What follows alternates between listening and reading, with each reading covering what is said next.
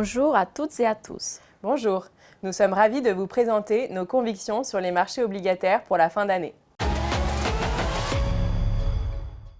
L'environnement économique et financier a été porteur pour les actifs risqués cette année. En zone euro, la Banque centrale européenne a mis fin à son cycle de baisse des taux et maintient désormais une posture neutre.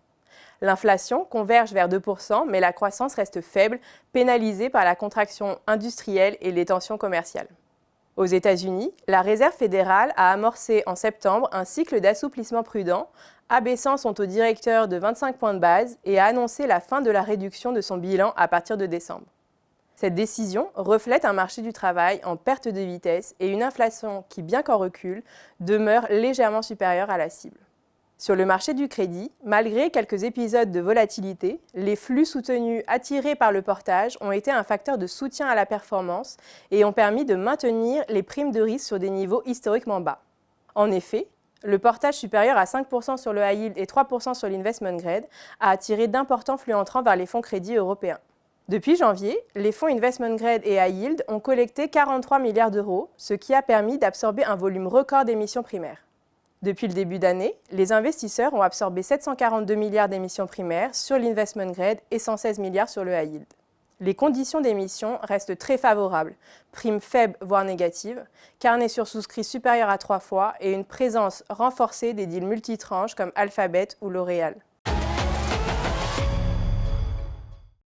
La résilience du crédit repose sur des fondamentaux solides et des facteurs techniques porteurs. Dans ce contexte, nous privilégions autant les dettes financières, tant seniors que subordonnées, que les émetteurs non financiers, quelle que soit leur notation, investment grade ou high yield. L'écart de spread entre les dettes bancaires et corporate se resserrait, tandis que les banques restent plus exposées aux risques souverains. Le ralentissement saisonnier attendu sur le primaire en fin d'année, des résultats trimestriels globalement bons, un taux de défaut faible sur le segment high yield et anticipé en baisse pour 2026, ainsi qu'une demande persistante pour le portage, sont autant de facteurs soutenant la performance des classes d'actifs investment grade et high yield. Nous restons prudents sur les risques d'un écartement de spread de crédit compte tenu des niveaux historiquement bas.